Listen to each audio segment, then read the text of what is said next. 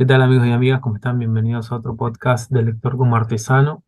Espero que estén pasando bien. Hoy es una mañana fresca, así que es posible, y ventosa, así que es posible que algunos ruiditos de la ventana se filtren.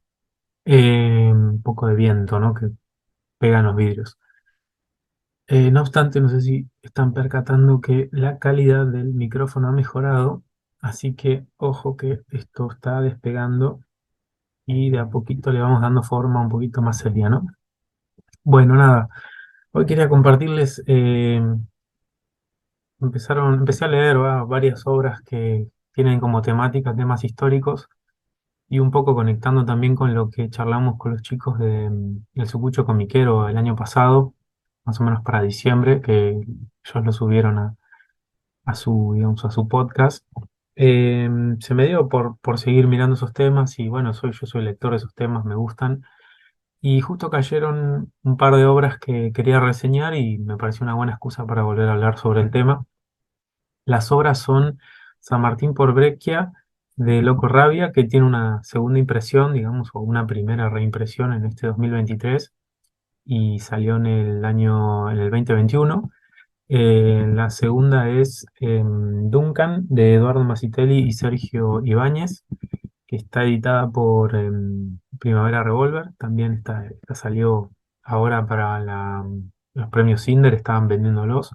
Así que lo agarré, lo compré y lo he leído y vamos a hacer una pequeña reseña. Y otro libro que me parece recontra interesante para hablar de estos temas es Nuda Vida, del autor Fishman, un autor súper, súper recomendable, pero bueno, charlar un poco sobre esas tres obras y algo más que seguramente va a salir, ¿no? Como para empezar en el mismo orden que me las expuse, la obra de San Martín por Breccia es un rescate editorial de Tony Torres. Es un trabajo enorme, es un trabajo muy exhaustivo, porque tiene que recuperar algo que de alguna manera estaba desperdigado en distintas revistas durante la década del 60, básicamente, y primeros años de los 70, de la obra de Alberto Breccia, que nada, prolífico autor y ya toda una celebridad, de alguna manera un padrino, un padre de esta historieta de autor, pero que faltaba como ese perfil más, por decirlo así, comercial, ¿no? Como todos esos trabajos que Breccia hacía para las revistas infantiles, para unos repuestos escolares que se llamaban Mis Deberes Ilustrados, dice Tony Torres, y bueno, es interesantísimo eso, estamos en la época de Internet, pero antes de eso había que comprar algunas cuestiones para resolver la tarea doméstica y se vendían unos repuestos que eran como unas revistitas o planchuelas con información y Breccia se encargó de eso. Así que nada, me pareció como súper interesante. El primer dato es el rescate. En sí mismo es un rescate muy cuidado, muy dedicado, muy parsimonioso, ¿no? Toda esta tarea de archivo es un trabajo infinito. Y fundamentalmente el trabajo en la revista Villiquen, que yo creo que ahí hay algo re interesante para tratar de buscar, que es, bueno, ¿qué pasa con todas estas obras que están desperdigadas dentro de revistas que eran de mucha divulgación en esa época? Me refiero básicamente a Antiojito y Villiquen, que eran revistas para el público infantil, pero que tenían una tirada muy grande, que llegaban a casi todos los hogares o a gran parte de los hogares, y a partir de ahí se divulgaba un montón de cosas, desde contenido para la escuela, historieta, humor, notas digamos, para los chicos y para el mercado infantil. Me tomo un mate, perdón, ¿eh? Y eso hacía que, lo hace muy interesante, decir, bueno, ¿y cómo hacemos para rescatar todo lo que hay ahí? Yo recuerdo haber leído El Príncipe Valiente, también venía como en fascículos, trabajos de Alcatena en esa época. Entonces hay una cosa ahí que es, bueno, ¿cómo hacemos, no? Para tratar de que eso también esté dando de alguna manera sistematizado. Bueno, un primer inicio es esto, vamos por un autor y hacemos como la selección de todo lo que el autor hizo, ¿no? Yo abogo porque, no sé, en Aira pueda estar Villiquen digitalizada o Antiojito digitalizada, como están tantas revistas digitalizadas. Pero bueno, capaz es un sueño un poco medio utópico, ¿no? Medio a largo plazo. Bueno, primer punto entonces el rescate, súper interesante, súper logrado, pero en segundo lugar hay un trabajo como de guión, porque lo que hace Tony Torres es darle un guión a todos los escritos y a todos los trabajos que hizo Breccia de manera desperdigada en esos años. Entonces, siguiendo como hilo conductor todo lo que es la lucha por la independencia y la vida de San Martín, se consigue como hacer como una especie de collage, ¿no? De, de selección de pedazos de la obra de Breccia que hablan de todo esto y darle un guión para, sin forzarlo, digamos, sin reescribir el trabajo de Breccia para que todo tenga eh, coherencia, ¿sí? Y no sea solo una compilación. Ahí hay algo que, bueno, si sos muy purista, te puede como decir, no, yo quiero la obra pura, pura y separada. Yo creo que con fines editoriales eso se transformaba en una compilación difícil de vender. Entonces, me parece interesante utilizar la figura de San Martín y que es una figura, bueno, mítica, emblemática, históricamente insoslayable para de alguna manera aprovechar todo ese trabajo que estaba casi inédito, ¿no? O al menos no así. Entonces, puntos fuertes me parece que van por ahí. Me parece que también se une como cierra como una especie de trilogía, ¿no? Los recordarán Oestergel junto a padre e hijo Breccia hicieron la vida del Che y una biografía del Che y también una de Evita. Entonces me parece que de alguna manera cierra un ciclo de grandes biografías y está buenísimo esa idea de Trinidad, me parece que está buena, potente y los que ya leyeron esas otras obras no se van a sentir defraudados por lo que Tony Torres compila, o sea, tiene las mismas coordenadas ideológicas y las mismas como coordenadas estéticas, si bien quizás hay menos experimentación, hay una calidad, un piso de calidad que es enorme, ¿no es cierto? Entonces, puntos muy fuertes son todos esos, armar ese rompecabezas y darle cohesión a todo, las viñetas, la selección, el trabajo de archivo y finalmente salir con una obra que puede como dialogar sin conflicto con la propia obra que hizo en vida el autor. O sea que si bien esto es una compilación con, digamos, con Brecht ya muerto, me parece que respeta ese corazón y esta línea ideológica del propio autor, ¿no? No es algo ¿cómo decirlo? No es algo ajeno a él o que les puede sonar raro. Entonces, por ahí va la cuestión. Los que estén interesados, me parece que hay algo que hay que decir, que es, bueno, es muy probable que para un lector que está buscando otro tipo de ficciones le parezcan como un poco, bueno, como lo era, más escolar o más rígida en ciertos términos en lo que es el argumento y yo creo que va muy dirigida primero a todos los fanáticos de Breccia, a todos los que tienen de alguna manera una inquietud por una mirada más de estilo revisionista de la historia nacional. O sea, si leíste la biografía de Vita o del Che, esto va en esa línea. Y, y me parece que, bueno, tengo el dato de que ellos trabajaron, digamos, o van a tener como un espacio, el Loco Rabia, ¿no? Va a tener como un espacio con el Círculo Sanmartiniano. em, Así que eso está muy bien también. Me parece que es un lugar donde esto puede estar muy bien valorado, ¿sí? El punto quizás más difícil de entrar me parece que es el público más joven. Ahí lo veo un poco más difícil. Eh, y eso me llevó como a pensar, y bueno, ¿y cómo harías, ¿no? Para que entre el público joven, me lo pensaba para mí mismo, y digo, bueno, capaz se puede como buscar dentro de este gran relato, porque es un relato muy al estilo manual, ¿sí? De los grandes procesos históricos, la independencia, el cruce de los Andes, las batallas, quizás trabajar en pos de, a partir de este libro, pequeñas historias intermedias o puntas que van saliendo. Por ejemplo, con la figura central de San Martín empiezan a aparecer un montón más. Aparecen, no sé, Artigas, Güemes, Belgrano. Entonces, se puede como con esos links que van quedando trabajar en la escuela, ¿no? Estoy pensando básicamente, ¿no? No estoy pensando que un chico de 12 años lo lea por placer, es muy difícil, pero si vos lo querés trabajar como un soporte para el estudiantado, hay que hacer un trabajo de sumar otras cosas. Me parece que en ese sentido el libro peca de rígido. Es un libro muy, ¿cómo decirlo? Muy enfocado en relatar sucesos políticos, sobre todo, muy célebres, y que esa celebridad los transforma a veces un poco en rígidos, ¿no? Como muy ceremonioso todo, parece que está todo ordenadito. Entonces, nada, como para pensarlo, ¿no? Como yo creo que puede llegar a las aulas siempre y cuando se trabaje un poco más las disputas políticas, la cuestión social, los movimientos, no sé, indígenas, las comunidades reaccionarias a la revolución, la propia figura de San Martín en Cuyo, en fin, da para un montón eso.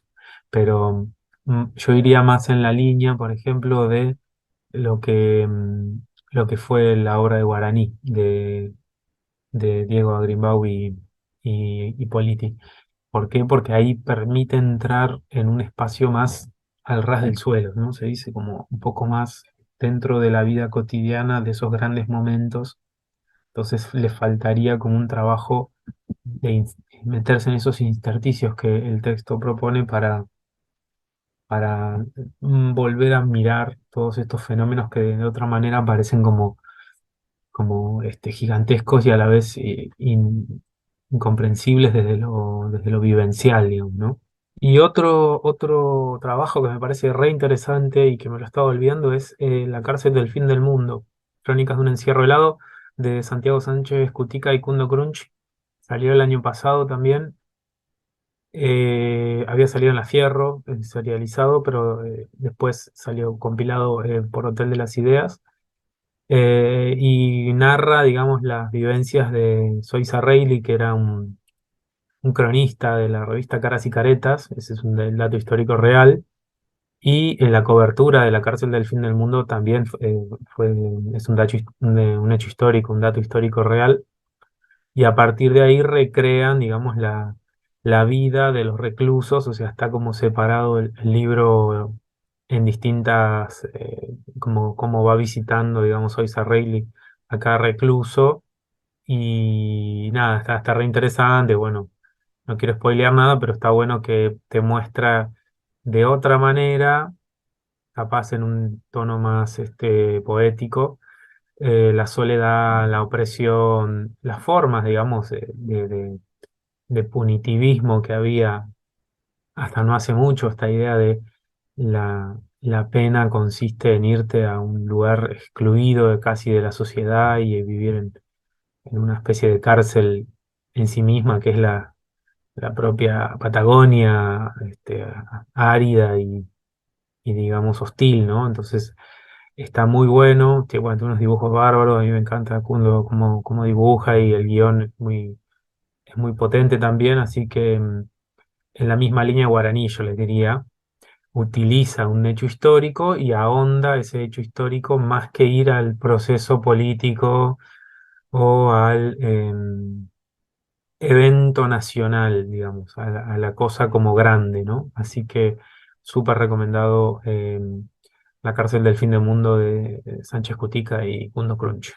Bueno, así que esa es mi breve reseña, súper recomendable, me parece que es algo para mirar, para comentar, para compartir, porque es un rescate editorial, porque es un trabajo de un artista nada, insoslayable, y porque permite pensar cómo contar la historia, y ese es el punto que medio voy a dar medio como conclusión, cómo pensamos la historia desde la historieta, o sea, de qué potencialidades y qué caminos se pueden como recorrer, que quizás en otros formatos es un poco más complicado, ¿sí? Bueno, seguimos con Duncan o Duncan de Primavera Revolver por Eduardo Masitelli y Sergio Ibáñez. Em, este es un primer libro de una colección, lo cual me pone contento también y en algún momento me gustaría hacer un posteo sobre la edición y la serialización en la historieta nacional, que están como empezando a brotar algunas flores ahí, después de un páramo de que, bueno, para muchos era imposible editar algo serializado. Así que si les interesa, podríamos hacer algo así o charlarlo con algunos colegas que sé que también manejan estos temas, que bueno, a veces se puede hacer ediciones serializadas en Argentina o ya es un sueño, ¿no? Medio que hay que resignarse. Bueno, acá parece que no, es una obra, digamos, que no es original para Primavera Revolver, sino que ya fue editada en otros lugares y acá se va a serializar. Y acá, bueno, acá es otra línea, es otra cosa, es el uso de la historia no tanto como, no tan rígida en ese sentido, sino que es mucho más ficcionalizada, muy al estilo Columba o con ese espíritu de aventura, de personajes que viven peripecias y qué sé yo. Y este libro entonces se centra en Duncan, que va a ser nuestro héroe que va a tener que sobrevivir a un montón de cuestiones. Está ambientada en el siglo XIX, mediados del siglo XIX, me parece un espacio y un tiempo re interesantes para seguir buscando ficciones, respuestas, episodios, cuestiones, porque el siglo XIX tiene, para mí me encanta, es el siglo, como que me dediqué a estudiarlo porque me parece el siglo donde más transformaciones ocurren en todo el lado, todo el tiempo. Y bueno, arranca en Irlanda y es una peripecia transatlántica sería, ¿no? Este, donde aparece la revolución industrial, al estilo medio Dickens, donde hay toda una cosa de aventuras, barcos y migraciones. Y está buenísimo verlo desde ese lado que es casi en un formato clásico. Sí, ahí es donde también cualquier lector, hay que avisarle eso, es un formato clásico al estilo Las grandes aventuras de la colección Robin Hood, sí, de este otro, como es Salgari, una cosa así, que tiene todo ese potencial de aventura y es donde vos tenés que negociar que eso es lo que va a pasar, ¿no es cierto? Así que nada, este mundo de aventuras, de sufrimiento, porque también no es solamente la aventura cándida, sino que hay, bueno, desigualdades sociales, muertes, pobreza, esclavitud. Entonces, ese mundo del siglo XIX más áspero, está bueno verlo a través de estas ficciones. Yo creo que igual hay muchísimo más para mirar, pero bueno, hay una gran invitación, ¿sí? A poder hacerlo. Y me parece súper destacable esto, que es la cuestión de la ficción es que nos cuentan, digamos, episodios que todavía siguen siendo no muy célebres a veces en la ficción. Ahí me meto de vuelta en Guaraní como un gran ejemplo de cómo meterse, ¿no? Y creo que Duncan lo hace desde esta narrativa más clásica, pero también tiene este costado de mostrar las inequidades, de mostrar las luchas también, o sea, las peleas que hay que dar y que ese terreno está bueno como para conservarlo, ¿no? Quizás en términos históricos yo no podría dar, si soy un profesor, esto en una clase de historia, porque bueno, es una ficción, pero es interesante verlo más bien como una forma de ver el pasado. Bien, así que nada, súper recomendable, veremos cómo sigue todo esto. La peripecia de Duncan lo lleva como a nada, surcar los mares y enfrentar un montón de peripecias, pero claramente el camino está marcado para que los viajes los lleven a América, contacte con digamos, las realidades de América y de la América del siglo XIX, ¿no? Ya sea la América latinoamericana o la norteamericana, ¿sí? Así que bueno, veremos cómo sigue y las felicitaciones y las ganas de que sigan serializándose cosas desde todos lados. Bien, y por último quería recomendar Nuda Vida, que es del 2019, un libro de Lautaro Fishman, como les decía. Es un libro, en los tres tienen distintos registros estéticos, distintas formas de narrar y eso está buenísimo como para verlo.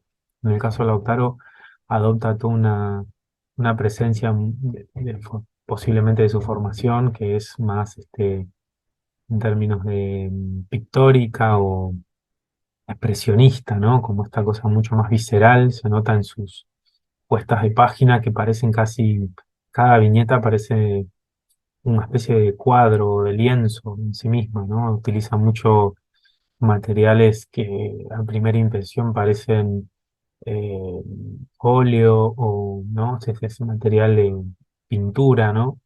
Y una presencia muy fuerte de los colores, que en las otras dos obras son en blanco y negro, con lo cual todo ese registro tonal de colores no está. Están más los grises y los blancos y negros, ¿no? Pero en Lautaro se ve muchísimo la presencia del rojo, ¿no? De colores muy fuertes, el amarillo, para mostrar mucha emoción. Y es un planteo, como para que entiendan, es un planteo en términos históricos sobre la guerra del Paraguay, pero con una revisión y con una postura, una toma de posición ideológica y intelectual.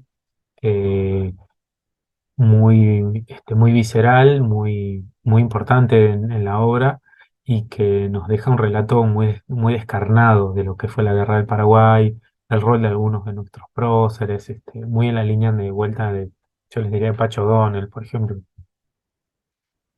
Así que nada, es interesante ver eh, cómo se mira ese evento. Hay un trabajo estético sin dudas fenomenal. Para mí es un autor que hay que seguirle la huella porque cada obra que hace es muy movilizante el uso de los recursos y todo. Así que me parece que son estos nombres que yo espero que sigan dando que hablar porque tienen mucho, mucho para dar. Es un libro, digamos, también en términos de presentación física mucho más grande que sus otros dos. No recuerdo las dimensiones, pero es un libro tipo álbum grande al estilo francés. Bueno, nada, por eso va a ser un poco más caro, pero lo vale. Y habla un poco en términos más, ¿cómo decirlo? Quizás un contrapunto entre lo que decíamos al principio de la presentación estética de más de Villiquen, ¿no? Villiquinesca sería, Villinesca de, que veíamos en este tramo de Breccia en sus años 60 a a este otro contrapunto súper expresionista. Tiene algo de vanguardismo también en términos estéticos dentro de la historieta, así que me parece que dialogan, pero a la vez tienen contrapuntos interesantes para ver el pasado y sobre todo para contar a través de los recursos visuales de la historieta. Así que súper recomendable otra vez. Está editada por Tren en Movimiento, se consigue todavía. Y bueno, creo que lo saben, pero Lautaro ganó un premio también hace poquito por otra obra que va a salir este año editada por Historieteca, Loco Rabia. Y estamos esperando todos los que nos gusta el trabajo de él para poder comentarlo y bueno, en algún punto también divulgarlo, ¿no? Así que esas serían las tres obras. A mí lo que me quedó pensando de esto fue, bueno, me hizo acordar, en verdad, a un debate ya bastante que tiene sus años, cuando ocurrió el fenómeno de Felipe Piña, no sé si lo ubican, el historiador, cuando él sacó los primeros dos tomos de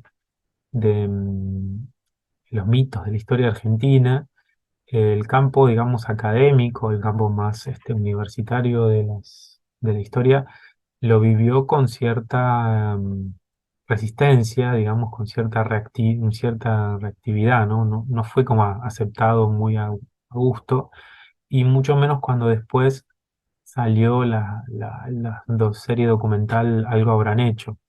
¿Recuerdan con Mario Pergolini? Y, digamos, mucha producción. ¿En qué sentido no fue muy bien recibida? Porque se le criticaba a Felipe Piña que sus argumentos eran como medio circulares y que proponía una mirada a la historia bastante poco novedoso, sino que más bien proponía revisar como unos viejos debates sobre la figura, por ejemplo, de Mitre, de Sarmiento, Moreno, Mariano Moreno, y como mostrar de alguna manera develar, según él, los que habían sido los héroes y los que no lo habían sido tanto. Entonces, eso desde la historia académica es como tratar de contar algo que ya se contó 20 veces y que a la vez tampoco termina de ser actualizado al siglo XXI. Entonces, bueno, todo ese debate fue como en los años 2000, 2005, 2006, y básicamente me hizo pensar un poco en esta divulgación desde la historieta, que es, bueno, la historieta argentina, en los tres ejemplos que vimos, tiene un formato muy al estilo Felipe Piña, muy al estilo Pacho Donel, que, a ver, ¿qué tiene de interesante? Son autores que, sin necesariamente decir algo nuevo, porque no son autores que crean nuevas formas de pensar el pasado, sino más bien formas más clásicas, en el sentido de que lo que dice Pacho Donel o lo que Felipe Piña escribe en sus libros, más o menos fue un debate historiográfico en los años 30, 1930, 1940, o sea que ya vamos como para cumplir 100 años de esas miradas sobre el pasado entre lo que se llamó el revisionismo histórico, que básicamente es toda una escuela que critica o que propone revisar las figuras de los que antes de ellos eran considerados grandes hombres o próceres, en los que les acabo de decir, sobre todo Mitre, Sarmiento, Avellaneda, Roca, y de algún sentido entonces queda como latente desde hace casi 100 años este debate supuesto debate entre unos y otros. Quizás lo que yo creo que la divulgación en historieta puede como potenciar es como dejar ese debate o en la línea como hace Lautaro Fishman, que es yo pienso esto, más en un ensayo, eh, o hacer un poco lo que decíamos de los textos tan clásicos de Brekia y Villiquen, entrar por otro lado al mismo evento. Es decir, vos puedes entrar por la puerta principal, que sería en 1810 hubo una junta, o puedes entrar desde una escala más pequeña, una escala más humana, para vivenciar ese evento y encontrar sus contradicciones, lo que se decía en la época, lo que ocurría en las calles mientras pasaba la junta, qué pasaba en, no sé, en Santa Fe, qué pasaba en Corrientes, qué pasaba en Paraguay, ¿no? Estas puntas que apoyándose en lo ya conocido, no salgan a mostrarnos el reverso de la historia o la cosa así como entiendo que tiene su gancho editorial y su punch, pero que hoy en día ya, al menos desde los que hacemos historia y los que tratamos de divulgarla, hay que dar un paso más adelante. Hay como correrse de ese eje, dejar de pensar si Rosas era bueno, si era malo, si Roca era bueno, si era malo. Esa cuestión ya está saldada y cada uno tiene una conclusión hecha, al creen menos creo yo, y a partir de ahí mirar a la sociedad que transitó todos esos eventos históricos. No sé si se entiende, vuelvo al ejemplo guaraní, que ficcionaliza, lo cuento para los que no lo leyeron, las, digamos, peripecias de un fotógrafo en el siglo XIX que va a fotografiar, un fotógrafo extranjero va a la guerra del Paraguay a sacar fotos y un poco también a sacar fotos a las indias guaraníes que eran como un mercado exótico de, hoy diríamos, erotismo o pornografía.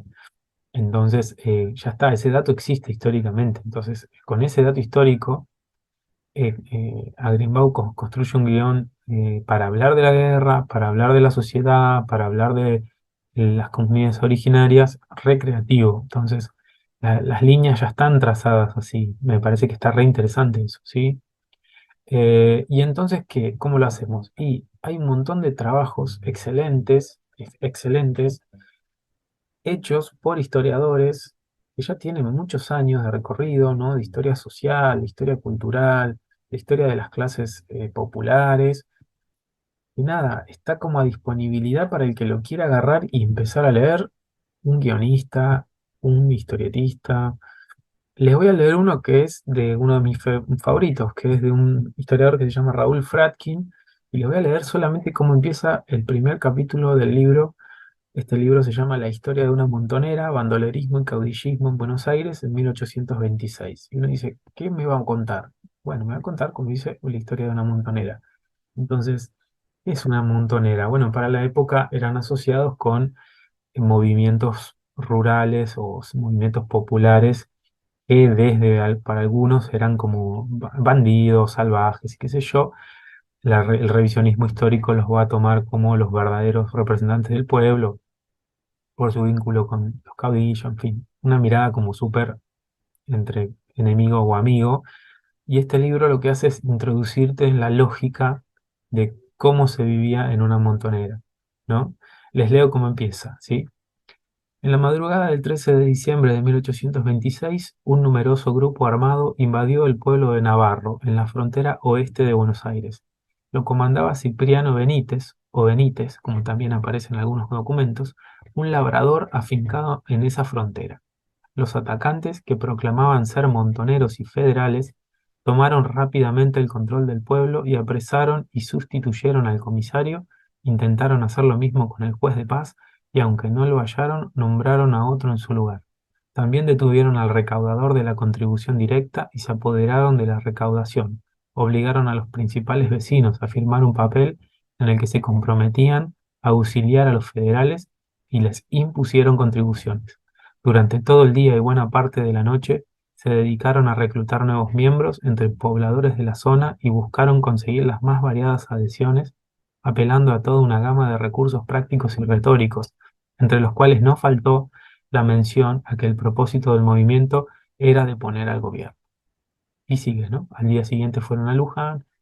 Entonces, ¿qué tenés ahí? Y para mí tenés un montón de puntas, una postal ya que es la llegada de una montonera a Navarro, al pueblo de Navarro, las figuras, Cipriano, una especie de caudillo de segunda línea, ¿no? Una figura que no es Rosas, que se entiende, no estoy yendo a, oh, viste, Rosas, ¿qué dijo? ¿Cómo comía? ¿Cómo dormía? Sino mucho más hacia abajo, pero mucho más vinculado con toda una red de personas más humanas, ¿sí? Porque hablar de Rosas es como que hoy hagan un libro sobre, no sé, el presidente de turno o el expresidente o quien fuera. Es una figura tan en la estratosfera de lo social y lo político que resulta a veces complicado entrar por ahí. Entonces, me parece que estos libros, puedo recomendarles también otro de Gabriel Di Meglio, que se llama Viva al Bajo Pueblo y cuenta todo, digamos, la forma de los sectores populares de vivir la Revolución de Mayo, un montón, pero digo, me estoy quedando súper corto, es re injusto lo que voy a hacer porque nombré solo dos de 500 libros. Y estos libros están editados hace un montón y están disponibles. Solo falta que un poco se unan las cosas, se unan los lectores de uno y de otro o los guionistas de historieta que quieran hacer historia se amiguen un poquito con este tipo de producción que está orientada a un público amplio, no está pensada solo para los profes de historia, porque acá no hay un debate marxista sobre el bla, bla, bla. Es una especie de libros de divulgación, quizás un poco más sofisticados, pero que cualquier guionista va a poder familiarizarse con las ideas que están dando vueltas en el libro, ¿sí? Así que nada, me parecía que era un poco lo que me sugirió la lectura de estos tres grandes trabajos, de estos tres grandes libros. Em, y finalmente, como reflexiones, bueno, pensar de qué manera y con qué formatos podemos acercarnos al pasado. La ficción sin duda es la herramienta más creativa porque nos permite acomodar cosas que si hacemos un ensayo o si hacemos algo más estricto es más difícil. No obstante, yo creo que las biografías, los ensayos historiográficos o incluso ya la reconstrucción histórica, una historieta enfocada más dura, también tiene un potencial que hay que saber cómo armar. Quizás es más complejo porque uno puede entrar más fácil en anacronismos o en errores históricos, pero me parece que hay todo un cuerpo, un corpus de trabajos que pueden permitir eso de manera totalmente virtuosa, es decir, sin caer en algo que vos decís, ¿quién va a comprar esto? Te puedo asegurar que Cipriano Benítez, te va a quedar rondando en la cabeza esa figura.